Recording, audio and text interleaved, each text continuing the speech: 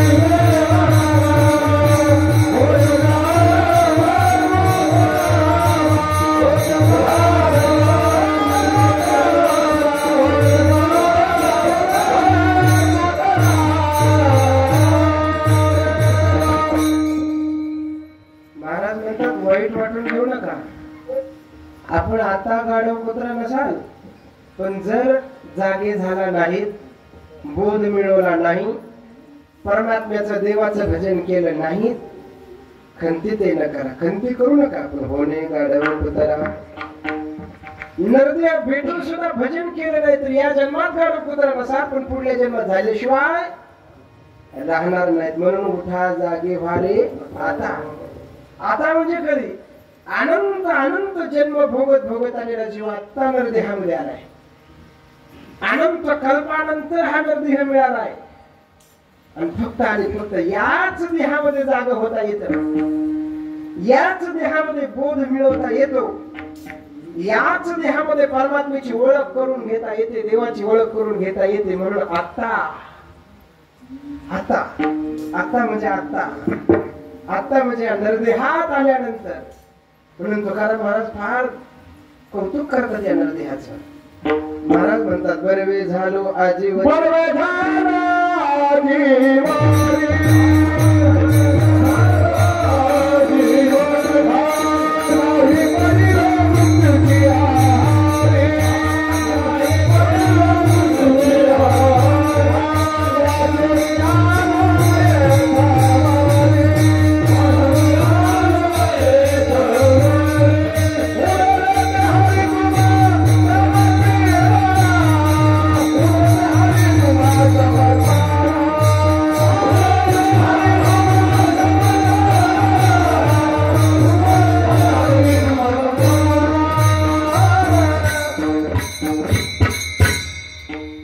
बरवे झालो आजीवरी असाही अभंग आहे. अजून एक नाताचा अभंग आहे. बरवे झालो आलो या जन्माशी जोड जोडली मनुष्य देहा ऐशी महालाभाची उत्तम राशी जेणे सर्व सुखाशी. बरवे झालो आलो या जन्माशी. या जन्माला आलो हे बरव झालं. जन्माला येणं बरं का वाईट? जन्मा येणे लागे पातकाचे मूळ. पातकाच्या मुळे तर जन्माला यावं लागतं. पातकाच्या मुळे जी गोष्ट आम्हाला घरात मिळते ती वाईट असते. आम्हाला जन्म सुद्धा पापामुळे भेटलाय. मग बरोबर काय झालं असं म्हणतात तुकाराम महाराज. जन्माला येणं वाईट, पण येता येता मनुष्य जन्माला येणं हे वाईटातलं चांगलं झालं म्हणावं. एका शेठजीची बायको म्हणजे श्रीमंताची. पावसाळ्याचे दिवस, पाऊस काय उजळेना उघडेना, अंत्यविधी करायचा आहे, स्मशानभूमीची व्यवस्था नाही. 2 दिवस झालं डेड बॉडी घरातच पडू नये. सगळं गाव चिंता करायला लागलं. कसं करायचं आता, कसं करायचं? अचानकपणे ऊन पडलं, पाऊस उघडला. सगळ्यांनी सुस्कारा टाकला. बरं झालं, बरं झालं, बरं झालं. शेठजी पशी एक जण गेला. म्हणले काय झालं? शेठजी म्हणले बरं झालं. अहो बरं काय झालं? बायको मिली ना एकुलती एक. शेठजीने गोड उत्तर दिलं, महाराज बायको मिली वाईट झालं, पण अंत्यविधी करण्यासाठी पाऊस उघडला हे चांगलं झालं. याला म्हणावं वाईटातलं चांगलं होणं. जन्माला येणं वाईट झालं. जन्माला येणं हे वाईट आहे, पण येता येता मनुष्य जन्मामध्ये आलो याला वाईटातलं चांगलं झालं म्हणा. बरवे झालो आलो या जन्माशी. अजून एक महाराज म्हणतात, दिला या काळे अवकाश नाही पावले आयुष्यानाश. कार्य काळ मुरणे शेष गेले ते भूस जाऊ पडते. आम्हाला काळाने वेळ दिली. बरवी ही वेळ सापडली संधी साह्य झाली बुद्धी. मग आता म्हणजे कुठं? आता म्हणजे या नरदेहामध्येच. आता उठा जागे वारे आता. दुसरीकडे नाही जमणार. म्हणून आता. आता शब्दाचे 5 अर्थ आहेत. मंगलानंतर आरंभ प्रश्न काळ स्नेह शोधो आता. मंगल नंतर आरंभ प्रश्न आणि संपूर्ण. आता शब्दाचे 5 अर्थ आहेत. त्यामध्ये दुसरा अर्थ आहे नंतर. नंतर म्हणजे कशाच्या नंतर? या नरदेहात मध्ये आल्यानंतर.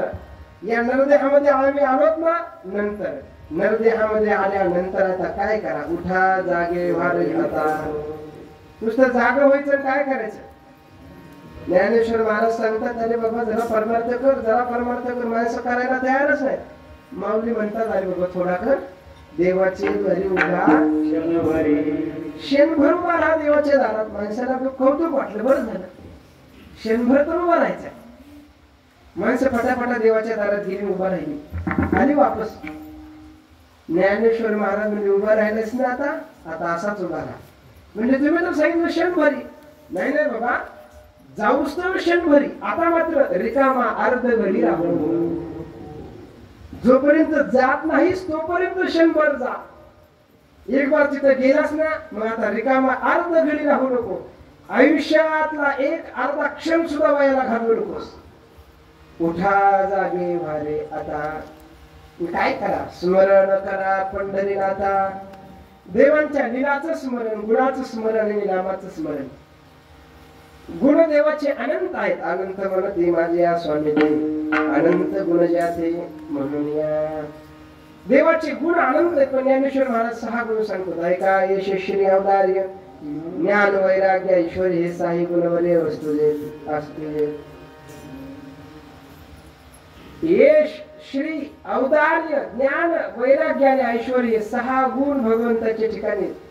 या गुणांचं स्मरण करावं, लीलांचं स्मरण करावं आणि नामाचं स्मरण करावं. भगवंताचं नामस्मरण फार गोड आहे.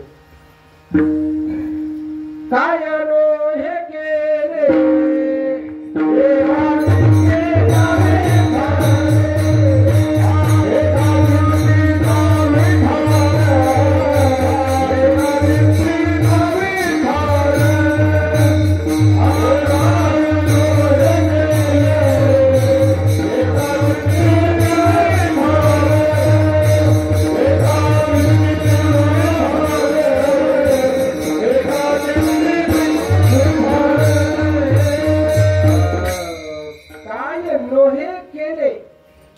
चिंतिता विठ्ठले, भगवंताच्या नामासारखं साधन या कलियुगामध्ये दुसरं कुठलंच नाही.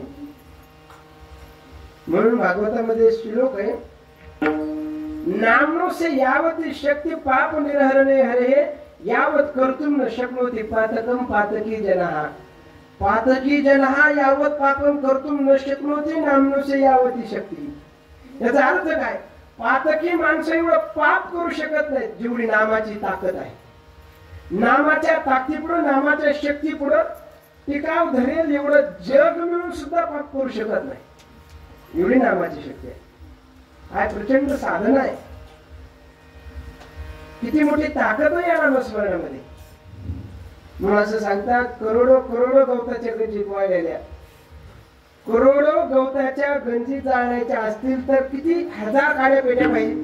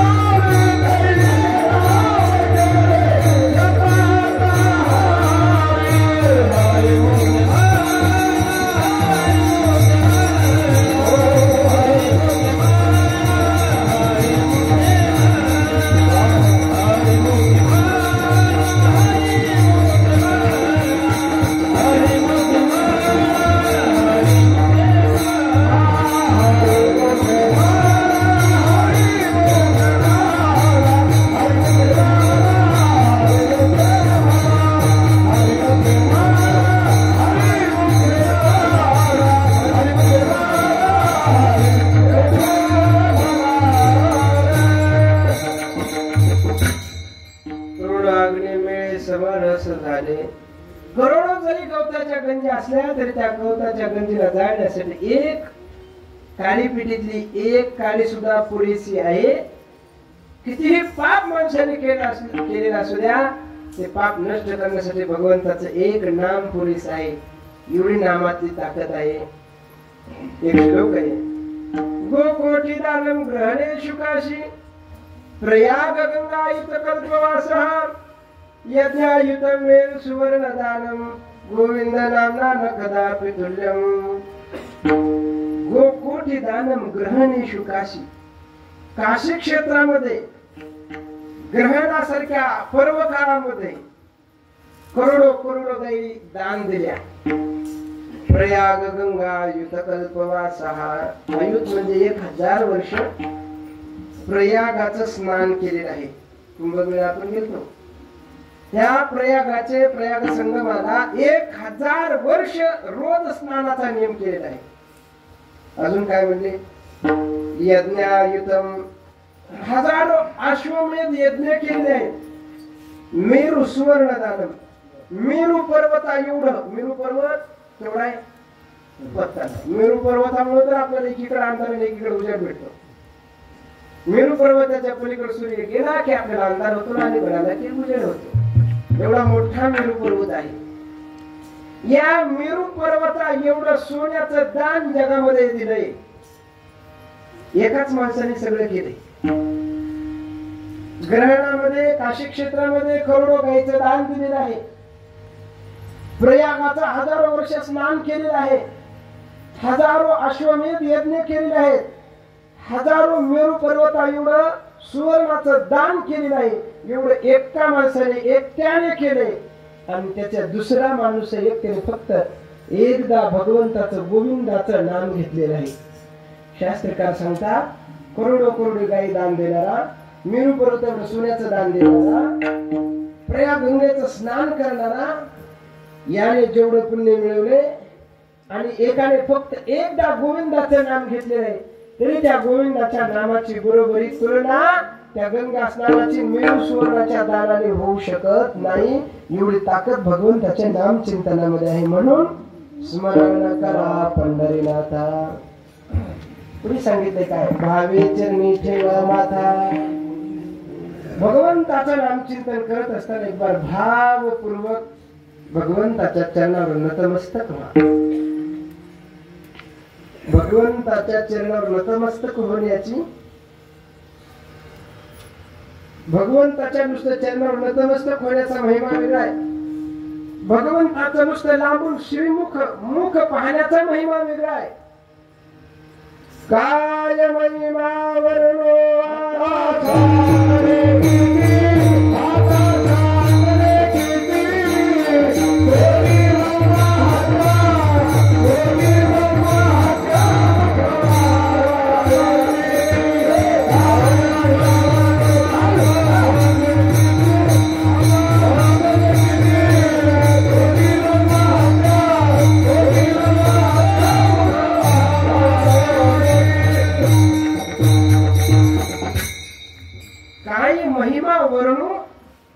सांगणे किती, काय म्हणून महिमा सांगावा, काय म्हणून वर्णन करावा. इतका प्रचंड अगणित अफाट महिमा आहे परमात्म्याच्या. नुसतं तोंड जरी बघितलं, श्रीमुख जरी बघितलं, कोटी ब्रह्म हत्या मुख पाहता जाते. भगवंताचा मुख पाहण्यातला लाभ आहे. भगवंताच्या चरण स्पर्शाचा, भगवंताच्या चरणावर माथा ठेवण्याचा लाभ काय?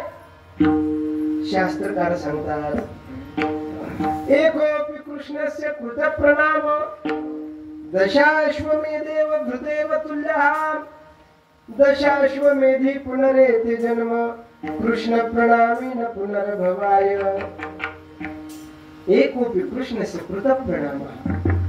फक्त एकाने एकदाच कृष्णाला, श्रीरामांना नमस्कार केलाय, त्याला पुण्य किती मिळतं?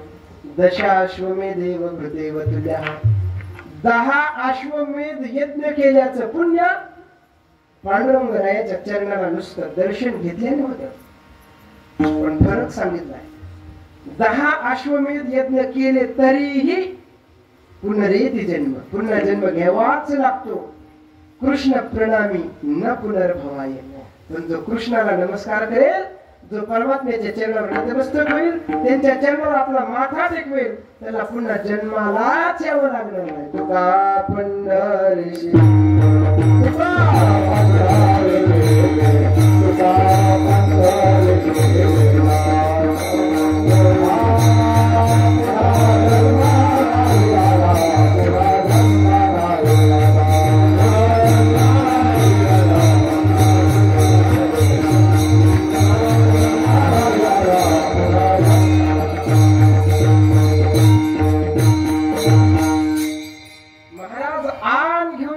शपथ घेऊन सांगायची गरज आहे का त्याची? त्यांना का घरी अडचण होती?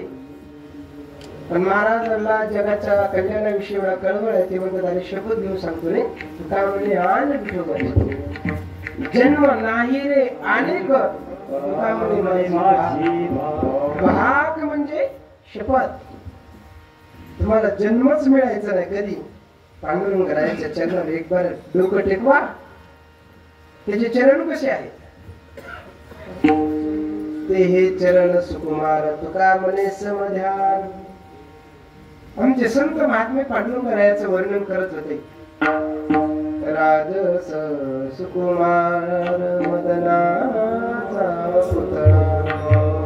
एका गणिकेच्या पोरीने हे वाक्य ऐकलं. काय सुकुमार आहे तो?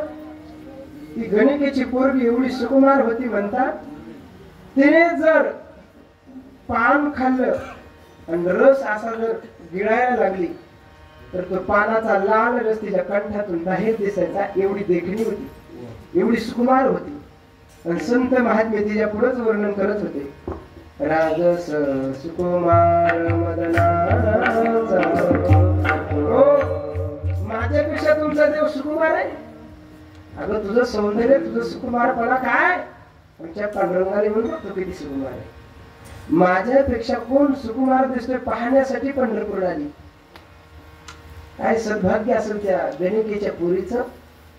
देवाला पाहते देहभाव हरपून जाते. देहभाव हरपला तुझ पाहता विठ्ठला. काय काय सौंदर्य. पांडुरंग कांती दिव्य तेज झळकते.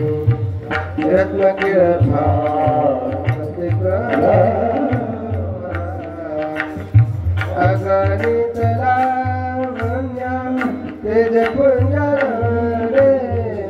नवर्ण तेज शोभा. कानराव विठारू नरनाटको. तेने मग लावे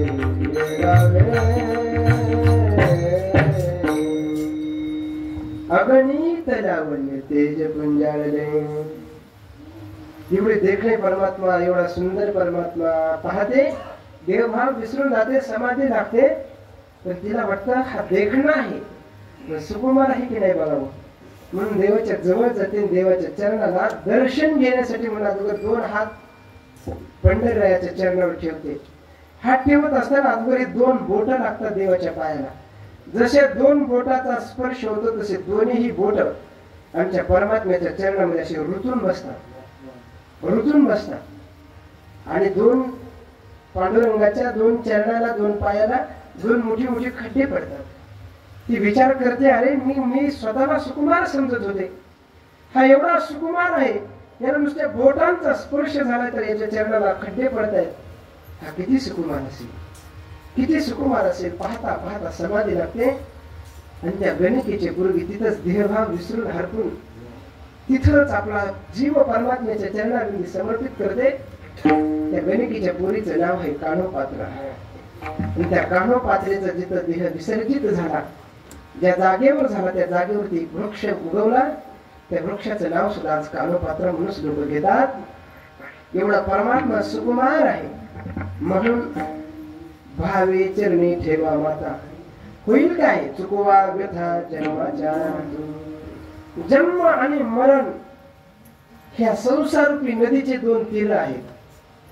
जन्म हे अलीकडचं तीर आहे आणि मरण हे पलीकडचं तीर आहे. या संसारूपी नदीमधून तरुण जाण्यासाठी जो उपाय करावा तो उपायच ह्या जीवाला बुडवतोय. नवलही की नाही. चंद्रभागेतून पलीकडे जाण्यासाठी ज्या नावेचा, ज्या होडीचा आश्रय घ्यावा, तरुण जाण्यासाठी म्हणून होडीत बसावं, ती होडीनेच आम्हाला, नावेनेच आम्हाला बुडवून टाकावं. तशी संसारूपी नदी आहे. या संसारूपी नदीतून तरुण जाण्यासाठी जो जो उपाय करावा तो उपायच या संसारूपी नदीमध्ये आम्हाला बुडवतो आहे. ज्ञानेश्वर महाराज म्हणतात असं, येथ एक नवलावो जो जो किजे तरुणो पावो, तो आपाम हो येते. तरुण जाण्याचा जो उपाय करावा तो उपायच आम्हाला बुडवतोय. कसं? एक स्वयंबुद्धीच्या बाही रिकाले याची शुद्धीची आहे. माणसं फार बुद्धिमान असतात. एक जण म्हणाला मी फार बुद्धिमान, माणूस का कमी बुद्धिमान आहे? माणूस चंद्रावर गेला, चंद्रावरती संशोधन केलं, तिथं जीवन आहे का नाही, तिथं पाणी आहे का नाही, तिथं बर्फ आहे की तिथं जमीन सपाट आहे का खालीवर आहे, सगळं संशोधन केला. हा सगळं संशोधन माणसाने केलं. हा कमी बुद्धीचा माणूस नाही, फार बुद्धिमान आहे माणूस. माणूस 9 महिने अंतराळामध्ये राहिले, जिथे कुठला ऑक्सिजन प्राणवायू नाही. तुम्ही इथं वारा घेताय, अंतराळामध्ये कसलाच वारा नाही, ऑक्सिजन नाही. तिथे तुम्ही उडी मारली वरी इतके माईक एवढी, तर खाली यायला तुम्हाला 1 मिनिट भर लागेल. एवढ्या जागेतून खाली यायला. इथून दगड सोडत तर खाली यायला 1 क्षण सुद्धा आता लागत नाही. इथं अंतराळामध्ये तसं नाही, इथून दगड सोडत तर खाली यायला 1 मिनिट लागेल. अशा अंतराळामध्ये आता एक बाई राहिली बघा, तिचं नाव सुनीता विल्यम्स. 9 महिने ही बाई आणि तिचा एक सहकारी या आकाशामध्ये राहतात. माणूस का कमी बुद्धीचा आहे? इथं फोन केला तर इथला शब्द अमेरिकेमध्ये ऐकायला जातो. हा संशोधन करणारा माणूस का कमी बुद्धीचा आहे?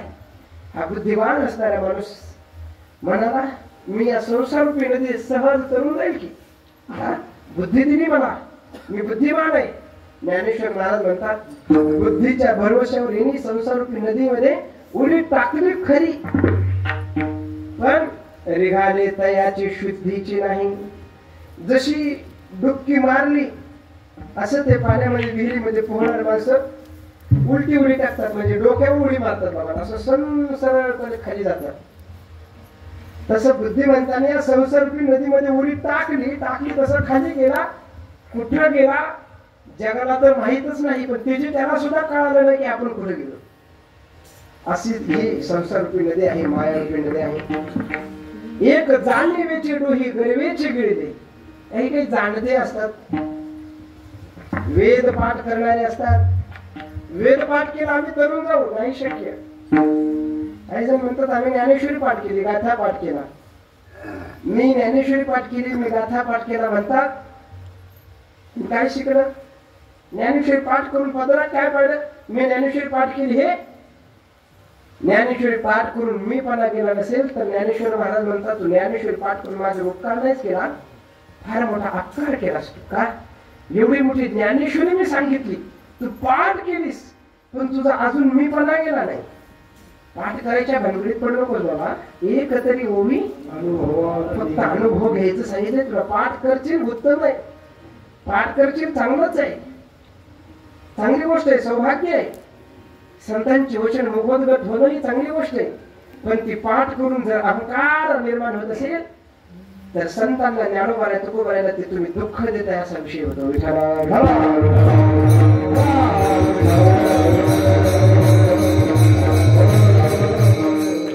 एक जाणीवेची डोही गर्वेची गिळली.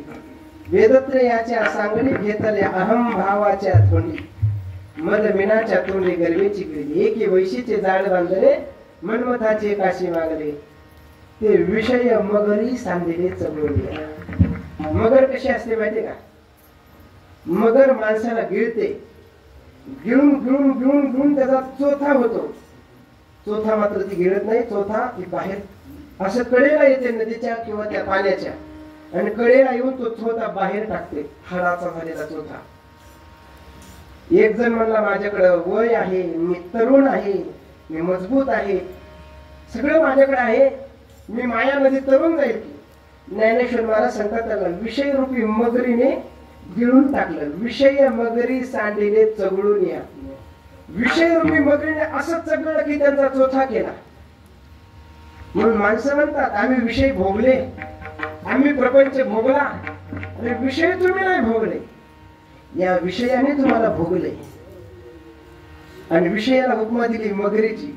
मगर जसे माणूस खाते चवळून चोथा बाहेर टाकते, तसे हे विषय या प्रापंचिक जीवाला असं भोगतात की त्याचा फक्त चोथा करतात. आणि त्या चोथा झालेल्या माणसाला म्हणा तुम्ही इथली बाटल, इथली ही बॉटल पाण्याची इथली उचलून इथं ठेव. ज्याला विषयाने भोगले अशा माणसाला इकडची बॉटल इकडे उचलून सुद्धा दिसेल तो हालतानी चालतानी बोलतानी. ताकद नावाची गोष्ट, चैतन्य नावाची गोष्ट त्याच्यामध्ये राहणार नाही का?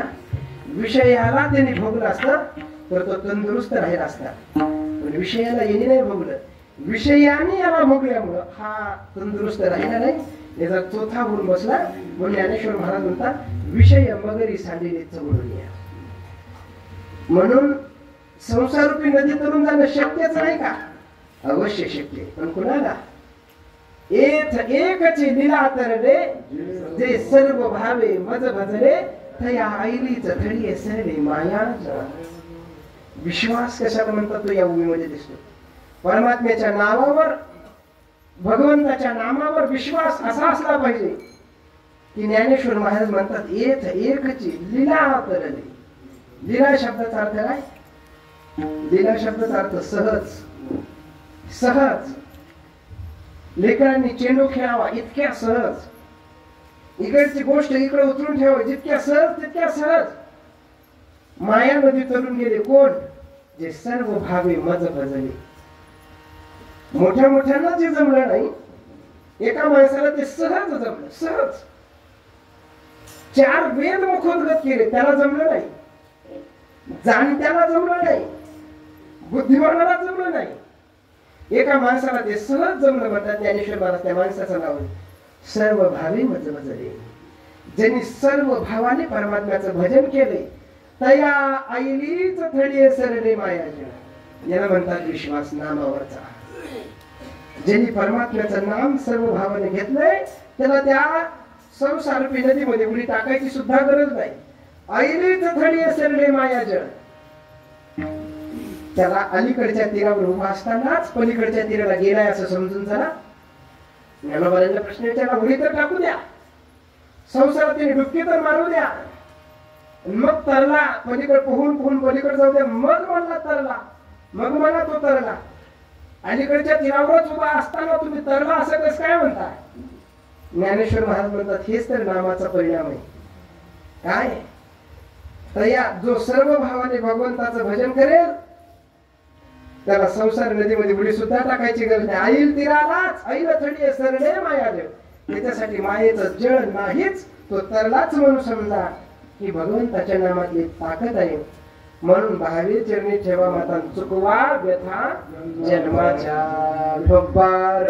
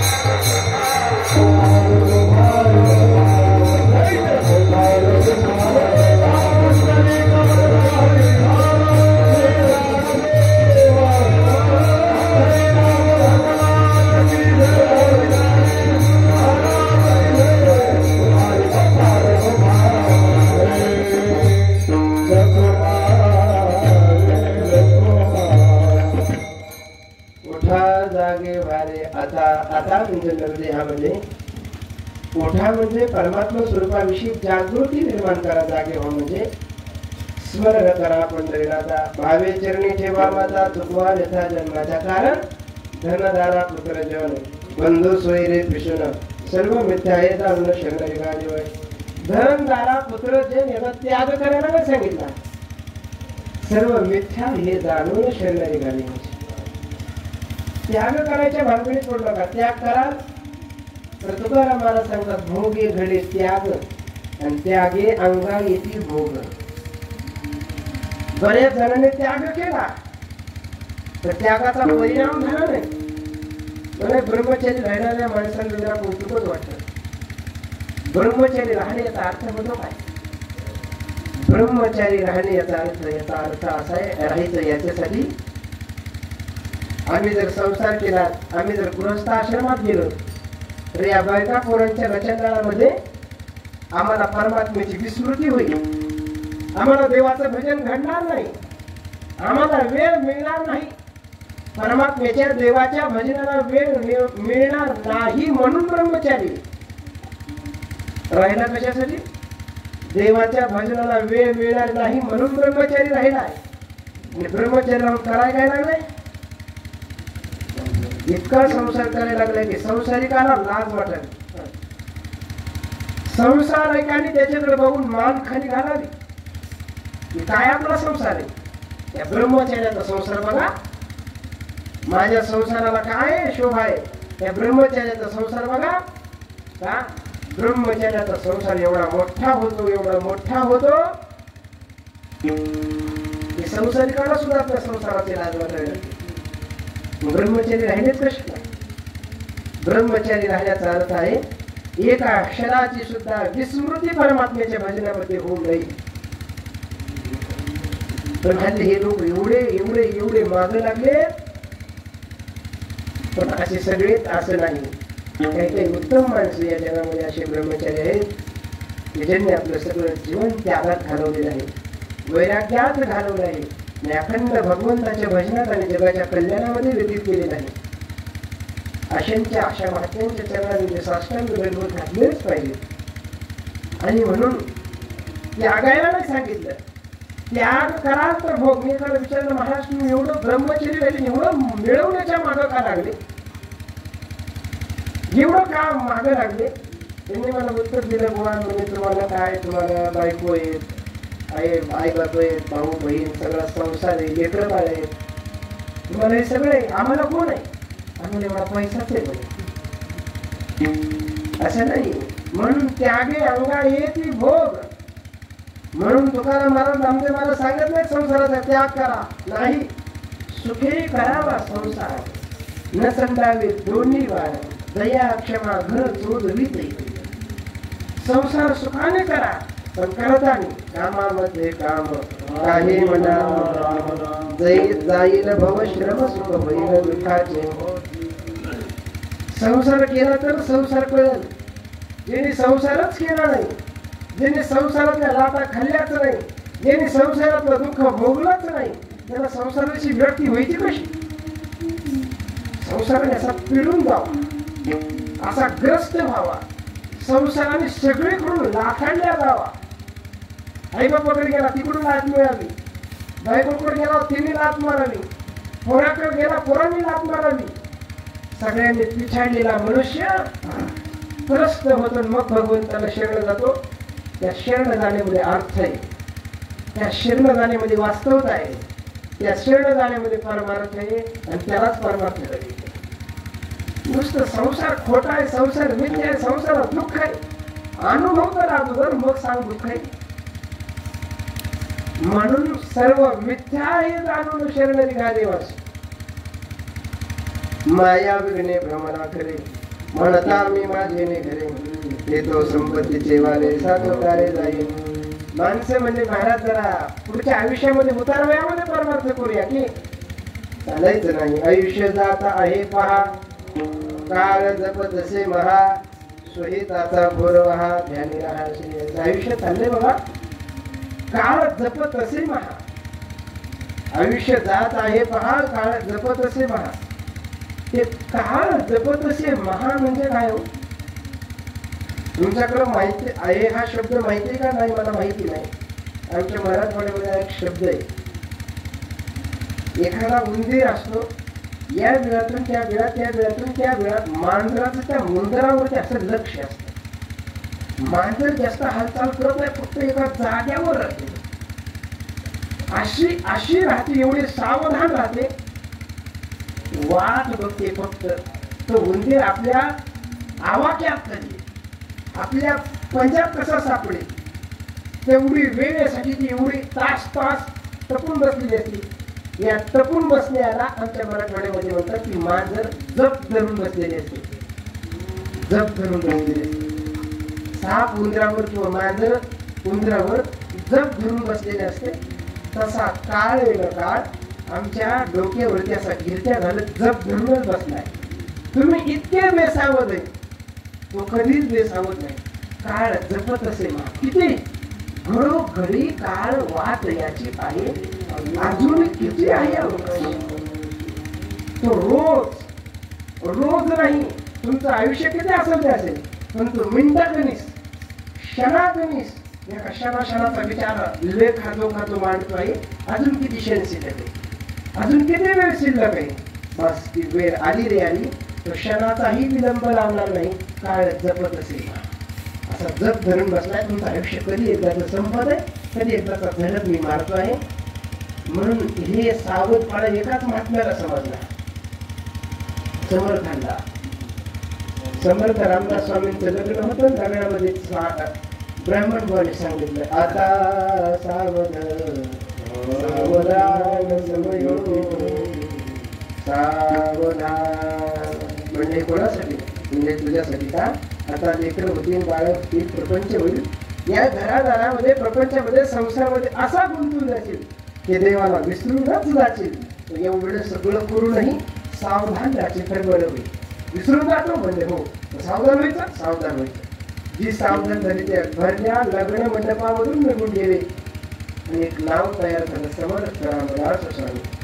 म्हणून काळ जपत असे महा, सावध व्हायला पाहिजे. सुहिताचा घोर वहा. घोर कशाला म्हणतात? आपल्या घरी लग्न कार्य अचानक लग्न जमले आणि पोरच्याकडच्या मंडळी असं सांगितले 2 दिवसात लग्न करा, पोरगेला परदेशात जायचं आहे. 2 दिवसावर आलेल्या लग्नाचा जसा घोर त्या आईबाबाला लागून राहतो, तसा या जीवाला सुहिताचा घोर लागून राहिला तर मग चुकवा व्यथा जन्माच्या जन्म मरणाच्या व्यथा चुकल्याशिवाय राहणार नाही. मुलगा सुहिताचा घोर वहा द्या निराहार श्री हरीच्या. हे सगळं कुठं करावं? घरी बसूनच काय नाही. संत चरणी भाव धरा. परमार्थ स्वतःच्या बुद्धीने गेला तर पतनाला नेऊन घालेल. संतांच्या संगतीत जर परमार्थ केला तर उद्धाराला कारण आहे. संतांची संगती मनोमार्ग गती अकरावा श्रीपती येणपंथ. म्हणून संत चरणी भाव धरा. क्षणोक्षणाला स्मरा. मुक्ती साहित्य जटावरा हेची करा बापांनो. आणि शेवटच्या चरणामध्ये विष्णुदास नामदेव काय म्हटला? विष्णुदास विनामा